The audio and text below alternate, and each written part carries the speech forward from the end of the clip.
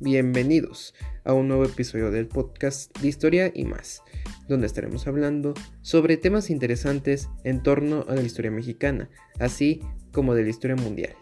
El día de hoy hablaremos sobre la vida de una de las figuras más importantes de la historia de España y del mundo, una mujer que cambió y vivió cosas que sembrarían el curso de los reinos de la península ibérica, así como el curso político y económico del viejo continente. Estamos hablando de Isabel la Católica, una reina que a lo largo de toda su vida vio pasar ante sus ojos toda clase de sucesos que la afectaron, así como las relaciones de su propia familia y a los pueblos de Castilla y Aragón. En este episodio hablaremos sobre sus inicios, su reinado y su legado como reina de Castilla.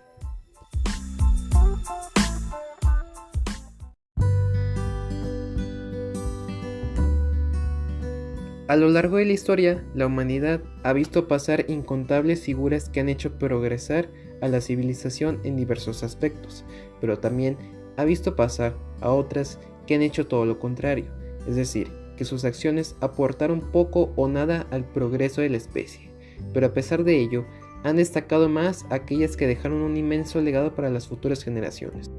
Un claro ejemplo de ello fue la reina Isabel I de Castilla, también conocida como Isabel la Católica. Isabel de Castilla nació el 22 de abril de 1451 en Madrigal de las Altas Torres, Ávila, actual España, y fue el tercer producto del matrimonio entre el rey Juan II de Castilla e Isabel de Portugal, segunda esposa de este último. Cuando nació Isabel, se veía poco probable que ésta asumiera el trono del reino de Castilla, pues en la línea de sucesión se encontraba su hermanastro, Enrique, quien fue hijo de la primera esposa de su padre, María de Aragón. Después de Enrique se encontraba el hermano menor de Isabel, llamado Alfonso. Los primeros años de la princesa fueron relativamente tranquilos, pues vivía con su madre Isabel y su hermano menor Alfonso, lejos de la vista pública y de cualquier drama real y político de la época. Pero las cosas cambiaron con la muerte del rey, el 22 de julio de 1454. La muerte del rey Juan II significó la ascensión de Enrique al trono de Castilla, obteniendo el nombre de Enrique IV. Debido a esto, la madre de Isabel quedó viuda y como consecuencia empezó a decaer mentalmente, provocando muchos problemas para sus dos hijos, por lo que el nuevo rey decidió enviarlos a Arévalo, acompañados de un séquito para apoyarlos en ese momento tan difícil, pero bajo condiciones económicas y de vida deplorables, algo que también influiría en el estado mental de la viuda. Durante estos años, la joven Isabel dedicó su tiempo a la lectura de libros religiosos y de gran culto, además de emprender en prácticas religiosas comunes como la oración. Dichas fueron algunas cosas que la llenaron de gran sabiduría, inteligencia y capacidad de realizar decisiones importantes que sembrarían el destino de su vida y del reino de Castilla. Este estilo de vida fue abruptamente interrumpido en el año de 1461, cuando fue enviada junto con su hermano a Segovia por órdenes del rey Enrique, para formar parte de una corte en ese lugar, a cambio de una villa y varios beneficios económicos. Unos años atrás, el 21 de mayo de 1455, Enrique IV contrajo matrimonio con la que sería su segunda esposa, Juana de Portugal. 6 años más tarde, el 21 de febrero de 1462, nacería la primera hija de esa unión matrimonial. Pero había un problema. Existían rumores de que la niña era una hija ilegítima, que no fue producto del rey con su esposa, sino que fue producto de la unión entre Juana de Portugal y un cortesano llamado Don Beltrán de la Cueva, duque de Alburquerque y un destacado político castellano. Es por esto que la niña fue apodada como Juana la Beltraneja. Esto no fue bien recibido por algunos miembros de la nobleza, por lo que el 5 de junio de 1465 proclamaron la farsa de Ávila, en la que rechazaban la sucesión del rey Enrique y postulaban a Alfonso, que en ese entonces tenía 12 años. al puesto. Desafortunadamente, el 5 de julio de 1468 moriría por causas misteriosas, por lo que se cree que fue envenenado. Después del deceso de Alfonso, los opositores del rey empezaron a convencer a Isabel de ser la sucesora del reino de Castilla, pero ésta se opuso en un principio. Luego se retractó de su pensar y aceptó ser la princesa de Asturias. Enrique IV también aceptó la propuesta y el 18 de septiembre de 1468 ambos firmaron el Tratado de los Toros de Guisando, pero con la condición de que el rey Enrique escogiera el esposo de su hermanastra, siendo uno de ellos el rey Alfonso V de Portugal. Ante la negativa de Isabel de casarse a la fuerza, ella se reunió con el rey Juan II de Aragón para acordar el matrimonio con su hijo, Fernando de Aragón. El problema es que requerían una bula papal para llevar a cabo la unión, pues eran primos hermanos, pero eso se pudo resolver poco después, ya que el 5 de marzo de 1469 se consumaron las capitulaciones matrimoniales necesarias para casarlos. Finalmente, se casarían en secreto el 19 de octubre de ese mismo año en Valladolid.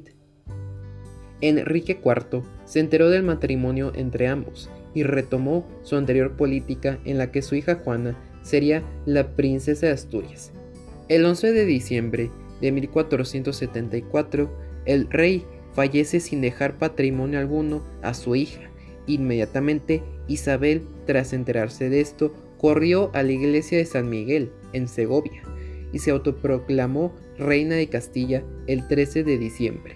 Luego, al mes siguiente, en enero de 1475, ambos firman la Concordia de Segovia, unificando, por así decirlo, sus reinos y otorgándoles derechos de administración y repartición de territorios. Además, ese mes, tras la autoproclamación de Isabel como reina de Castilla, dio inicio la Guerra de Sucesión Castellana entre partidarios de la hija del difunto rey Enrique IV y simpatizantes de Isabel. Dicha guerra civil terminaría con una victoria para el bando isabelita. Tras su triunfo se firmarían los tratados de Alcazovas en septiembre de 1479, por lo que Isabel finalmente se pudo llevar el título en sus manos. Por otra parte, su marido vio la pérdida de su padre Juan II, por lo tanto, también asumió el puesto de rey de Aragón. Es así como inició el periodo de gobierno de los llamados Reyes Católicos.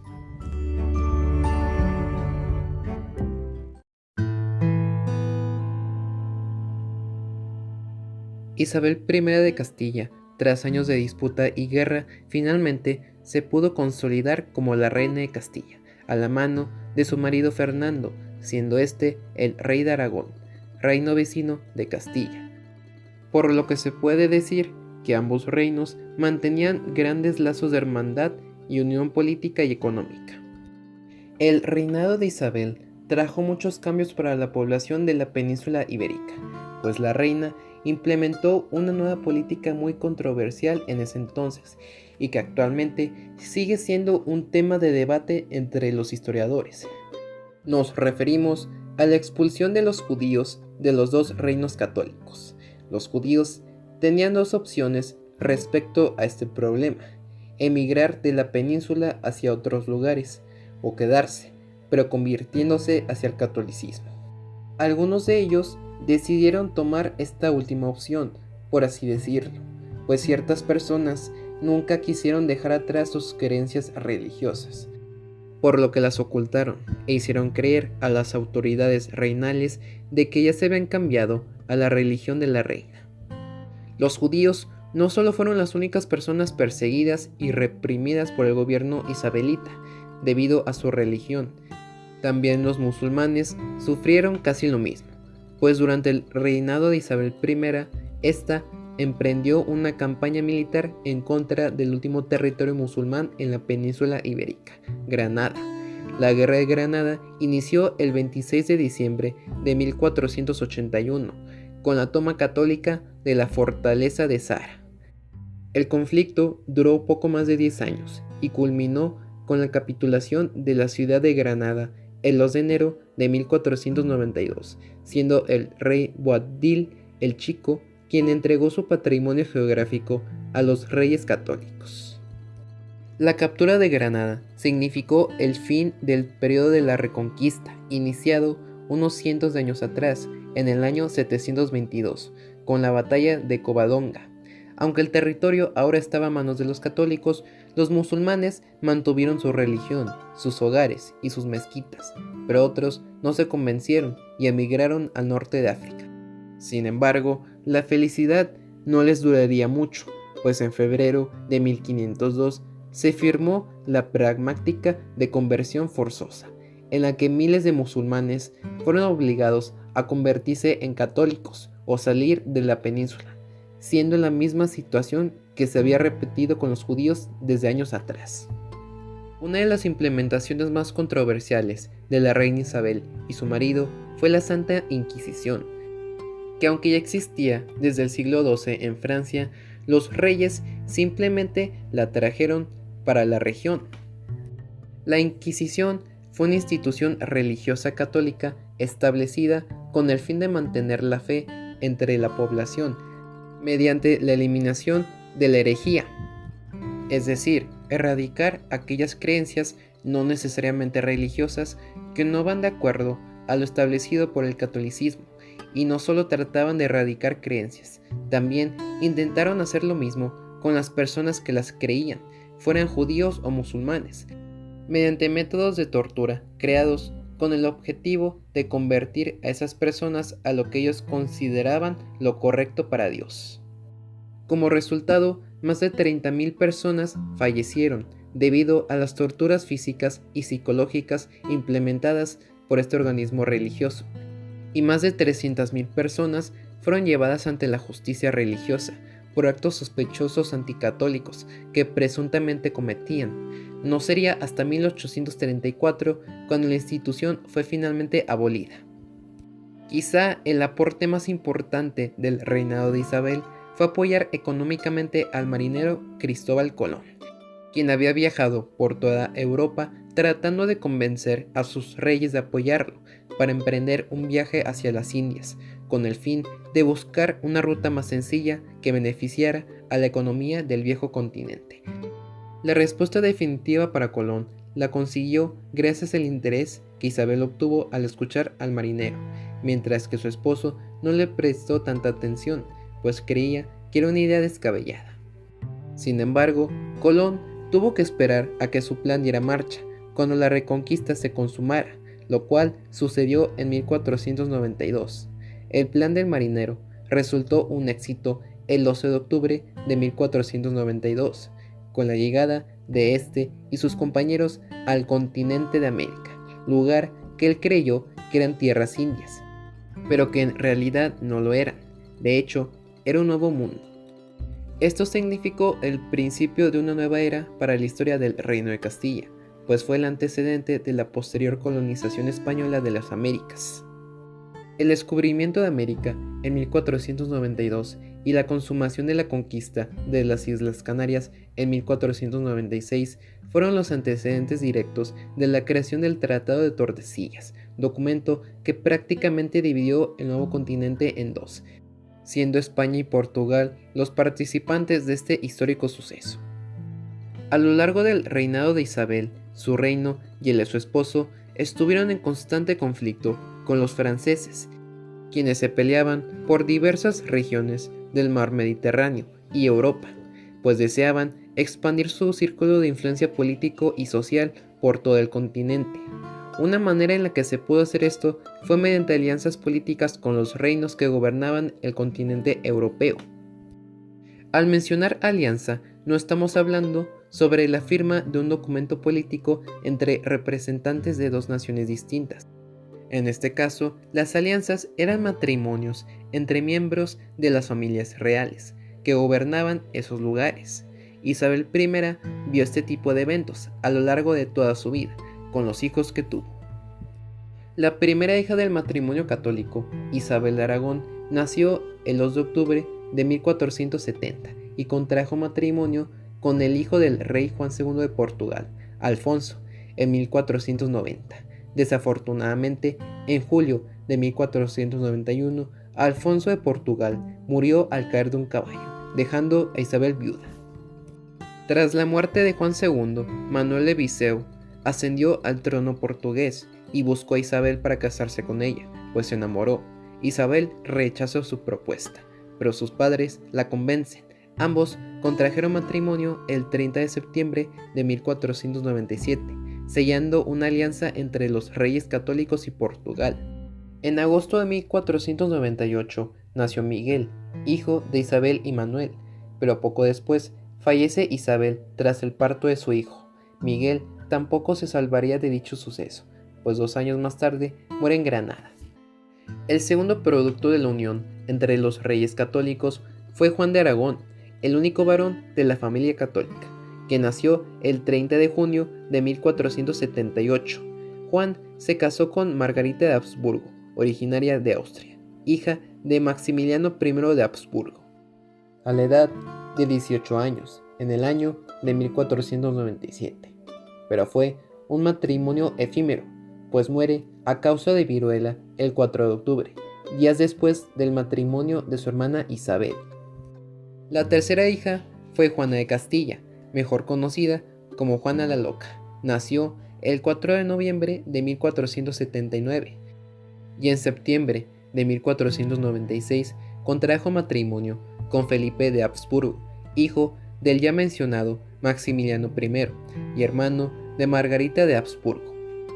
Tras la muerte de sus hermanos Juan e Isabel, Juana fue declarada heredera del reino de Castilla y Aragón, pero muchos creían, incluyendo su esposo y su padre, que era mentalmente incapaz de gobernar, lo cual era algo que exactamente no era cierto.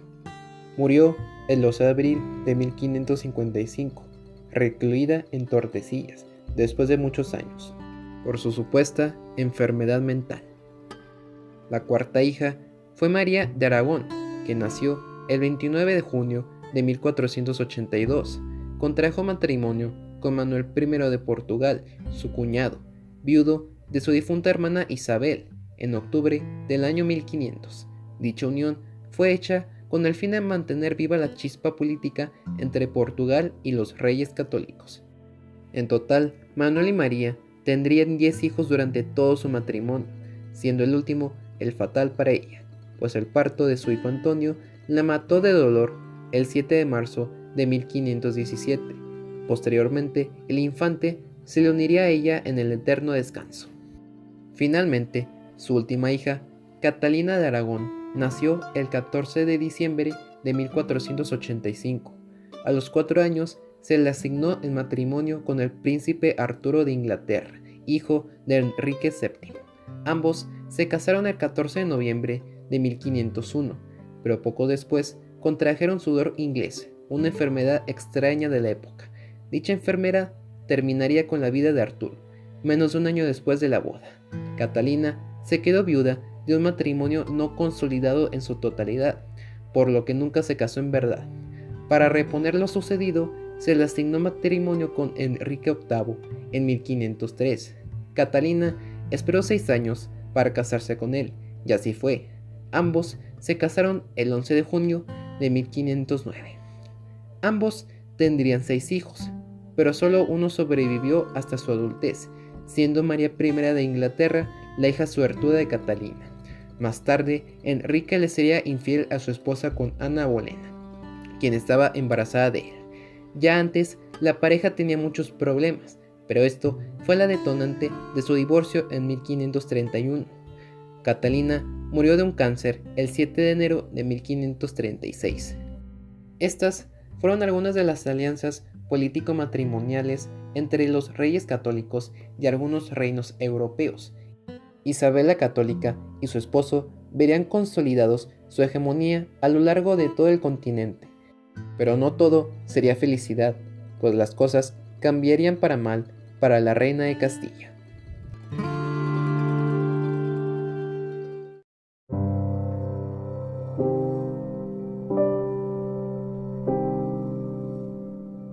En los últimos años de la reina Isabel, además de percatarse de la infidelidad de su esposo, sufrió el peor de los dolores de una madre, varias veces, pues en 1497 sufrió la muerte de su hijo Juan y en 1498 vivió la muerte de su hija Isabel. Las muertes de sus dos hijos la sumieron en una fuerte depresión, llena de preocupaciones y dolores sin sanar. Años después, sufre una enfermedad llamada hidropesia, pero también se dice que fue cáncer de útero, y al enterarse de esto, Isabel preparó su testamento, en el cual dejó en claro que Juana, su hija, sería la heredera al trono de Castilla, mientras que su esposo sería el administrador y gobernador de dicho reino, al menos hasta que Carlos, hijo de Juana, cumpliera los 20 años. Tras el reino de Carlos, le sucederían María, la hija menor de Isabel, y luego su tía Catalina. Isabel la Católica falleció el 26 de noviembre de 1504, siendo sepultada finalmente en la Capilla Real de Granada para el eterno descanso. Después de su muerte, su viudo y el yerno de su hija Juana, Felipe el Hermoso, disputaron el reino tras la declaración de Juana como incapaz de gobernar debido a su supuesta incapacidad mental. El 18 de marzo de 1506, Fernando se casó con la francesa Germana de Foix para contraer un sucesor al trono de Castilla, pero el plan nunca se consolidó. Más tarde, el 25 de septiembre de ese mismo año, Felipe murió después de tomar un vaso de agua fría, pues posiblemente contrajo fiebre a raíz de eso. Como consecuencia, su ex-suegro tomó el mando del reino de Castilla y en febrero de 1513 anexó al reino de Navarra para crear un solo reino castellano en la península ibérica, que más tarde se conocería como España.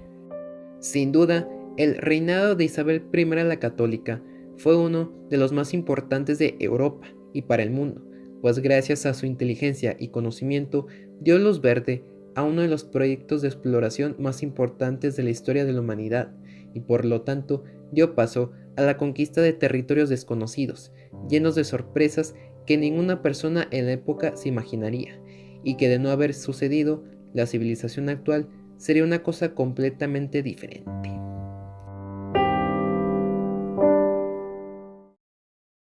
Este podcast fue escrito y producido por Diego García Cantú en el mes de mayo de 2021. No olviden darle like a este video y suscríbanse para traerles más contenido como este. Nos vemos en el siguiente episodio.